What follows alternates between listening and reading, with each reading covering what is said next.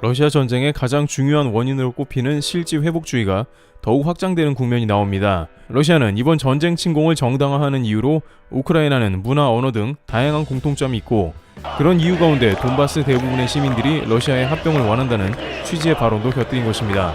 결국 이제 우크라이나 수도를 비롯해 전역에 미사일 포격을 가하고 집어삼키려던 러시아는 결사항전으로 나선 우크라이나에 고전했고, 마지막으로 앞서 논한 돈바스에만 병력 5만을 결집시키고 있습니다. 자신의 생각대로 우크라 전역 점령은 실패했지만 애초에 전쟁을 일으킨 원인인 실지 회복주의에 따라 적어도 돈바스만큼은 확실히 러시아의 손아귀에 넣겠다는 의도가 깔려있다는 움직임인 것입니다. 그런데 러시아에서 뜻밖의 이러한 주장을 다름 아닌 일본에 하고 나서 큰 논란이 되고 있는 상황입니다. 국가 간의 영토 문제가 첨예화되고 있는 가운데 중국은 대만에 그런 움직임을 보이고 있으며, 이제는 굳이 실지 회복주의가 아니더라도 국가 간 영유권 문제와 영토 문제는 매우 큰 갈등을 초래하는 것입니다. 한국만 해도 일본과 독도 문제에 마찰을 겪고 있고, 중국은 서해 바다에 몰래 석유 시추시설을 심었습니다.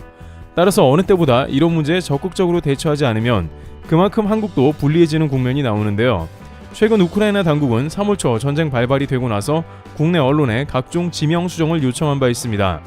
우크라이나 수도를 키예프에서 키이우로 고쳐달라는 등 우크라이나식 지명에 대한 수정을 강력하게 요구했으며, 한국의 언론들은 전체적으로 이 문제를 정정했고 그 이후에 우크라 입장에서 보도를 실현한 것입니다.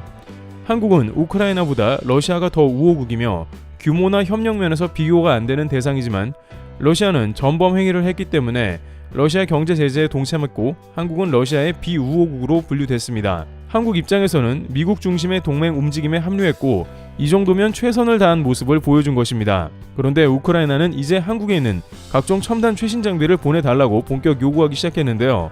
국방부에서는 이를 거절했으며, 내부적으로는 우리 군사 자산은 러시아 기술이 대폭 적용된 군사 무기이기 때문에 러시아 등에 칼을 꽂는 행위는 절대 할 수 없고, 그렇게 되면 북한의 위협도 강화될 가능성이 커졌습니다. 러시아와의 불곰 사업에 걸려있던 조약 중에 러시아는 북한을 지원하지 않겠다는 조건도 있었다는 것이죠. 따라서 서로의 안보와 전략적 협약이 대거 포함된 러시아와의 협약을 뭉갤 수는 없는 노릇이었습니다. 또한 한국 입장에서는 러시아의 한국의 대기업을 비롯해 다양한 국가 간 프로젝트도 대거 진행 중인 상황으로, 오히려 전쟁이 끝나면 이런 문제들을 잘 수습해서 정상화되기를 바라는 국면도 있었던 것입니다. 그런데 문제는 이 가운데 결정적으로 우크라이나가 독도에 대해서 일본 측 입장을 들고 있었다는 것입니다. 우크라이나 정부가 공인하며 약 200만 명이 이용하는 교육 웹사이트에서 독도가 다케시마로 표기되어 있는데 의도적으로 붉은색으로 표기까지 되어 있고, 국경선도 울릉도와 독도 사이에 점선으로 된 모습이었습니다. 이는 일본 정부의 의도가 그대로 담긴 지도로 우크라이나 정부의 일본의 영향력이 막강함을 알 수 있는 것입니다. 지도에는 반대로 일본이 지배 중인 센가쿠 섬은 그대로 센가쿠라고 강조되어 표기가 되어 있기도 했습니다. 따라서 한국 입장에서는 러시아와 우크라이나가 영토를 놓고 전쟁을 벌이는 상황에서 한국의 독도에 대한 입장이 그렇다면 우크라이나에 대해서 우호적으로만 볼 수 없다는 의견이 나옵니다.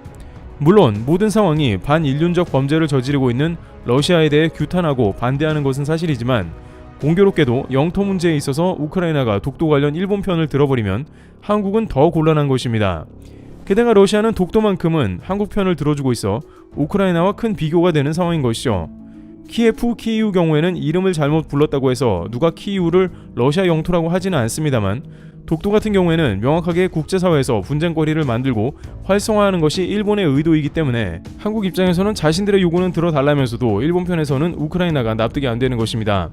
우크라이나 정부 홈페이지에서도 공식적으로 독도는 주인이 없다는 리앙쿠르로 표기가 되어 있으며, 여전히 동해도 일본해로 표기가 되어 있는 등 한국보다 일본 측에 서 있다는 해석이 나옵니다.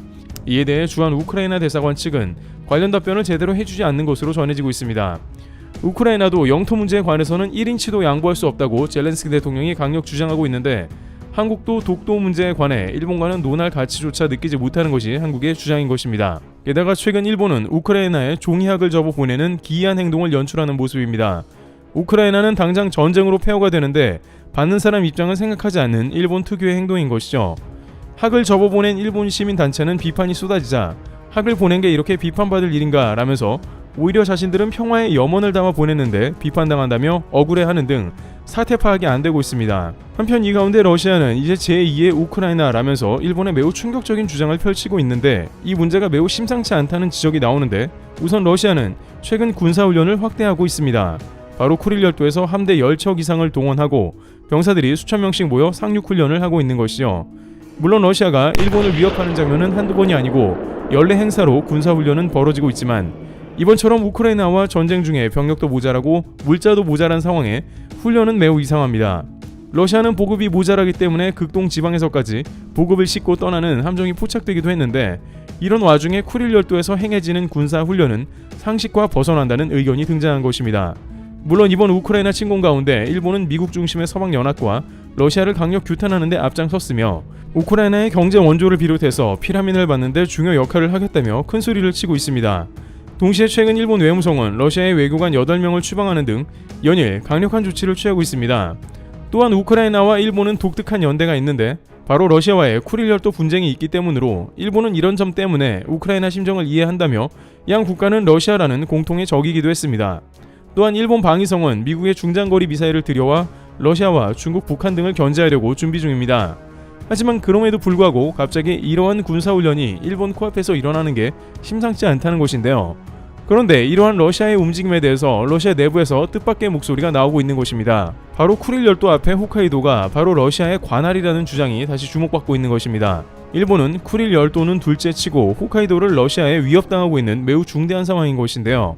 이와 관련 호사카 유지 교수는 러시아에서 홋카이도는 러시아 전권 아래에 있다는 발언이 나왔다면서 쿠릴은커녕 러시아가 홋카이도까지 노리고 있는 게 아니냐는 의견이 제기되었다는 것입니다.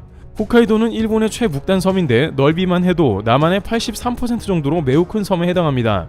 하지만 러시아가 이러한 주장을 하는 것이 놀랍게도 우크라이나에 하는 주장과 비슷한데 러시아의 정치학자 세르게이 체르냐홉스키는 홋카이도는 아이누족이 살고 있다라면서 아이누족은 사할린 블라디보스토크 근교와 캄차카 반도 등에 사는 러시아 민족 중 하나라면서 일본의 홋카이도 섬을 겨냥해서 러시아에 속해 있는 섬이라는 취지의 주장을 한 것입니다. 그러면서 도쿄는 역사적으로 러시아 땅이었던 홋카이도를 부적절하게 보유한다고 말한 것입니다. 이러한 발언이 나오자 일본은 우크라이나를 침공한 이유와 같다면서 매우 불안함을 표출하는 것입니다. 게다가 러시아의 경우에는 이번 전쟁에서 보았듯 눈치도 안 보고 그냥 막무가내로 쳐들어가고 있습니다. 자신들이 갈려 나가더라도 애초에 세운 목표는 이뤄내는 무모한 행동파에 가까운 모습인 것입니다. 호사카 유지 교수는 이에 대해 푸틴 대통령도 아이누족을 러시아의 원주민으로 인정한다고 했고 이런 흐름에 일본은 놀라서 지금까지 홀대하던 홋카이도에 아이누족을 급하게 일본 원주민으로 지정하기도 했습니다. 그러나 문제는 현재 러시아가 우크라이나 침공에서 보여줬듯이 그릇된 판단을 한다는 게 문제가 됩니다. 즉 미군 부대가 주둔하는 일본을 침공한다는 것은 당장 말이 안 되는 일이라고 단언할 수 있지만 최근 우크라이나 군이 러시아군의 통화 내역을 도청한 것에 따르면 핵무기까지 논하고 있습니다. 우크라이나 국가보안국 SBU에 따르면 러시아는 마리우폴 아조우스탈 제철소를 전면 파괴하려 합니다. 도청 내용은 3톤가량의 폭탄을 쏟아부어 모든 것을 무너뜨린다는 내용이 포함되었습니다. 전쟁 중 도청은 다 믿을 수 없으나 일각에선 여전히 핵폭탄 사용에 대한 우려도 전하고 있습니다. 만약 핵전쟁을 일으킨다고 하면 러시아는 즉시 전세계 연합군을 상대하는 국면이 나옵니다. 하지만 그럼에도 불구하고 러시아가 이렇게 판단력이 흐려진 것으로 푸틴 정신병설이 또 등장했습니다. 영국 매체 더 선에 따르면 영국 런던 정신건강센터는 푸틴이 머리에서 들려오는 목소리를 현실로 받아들이며 오랜 기간 다른 사람과 교류를 하지 않아 뇌 기능에 이상이 생긴 것 같다는 의견을 제기했습니다. 그러면서 이번 우크라 침공을 비롯해 핵무기까지 만지작거리는 현 상황을 푸틴의 정신병으로 꼽았습니다. 미국 정보국 소속 루비오 의원도 푸틴이 5년 전과 같은 판단력이 아니다. 내가 아는 그가 아니다 라고 했고 미 국방부도 푸틴이 세계 3차 대전을 일으킬 핵무기를 사용할 가능성을 배제 못한다고 문제를 제기했습니다.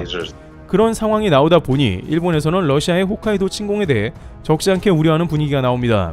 말 그대로 우크라이나 상황이 남 이야기가 아니며 국가 안보를 강화하자는 목소리가 나오는 것이죠. 자민당 보수 의원 측에서는 일본 내년 방위비 예산을 수십 년간 처음으로 GDP 2%로 올리자고 건의하는 등 일본에서 어느 때보다 러시아 침공에 대한 우려가 급증하고 있고 러시아도 심상치 않은 상황을 보입니다. 일본에서는 이러다가 제2의 우크라이나 사태가 대만이 아닌 일본에 일어날 수 있다며 우려하고 있습니다. 트리블 튜브였습니다. 감사합니다.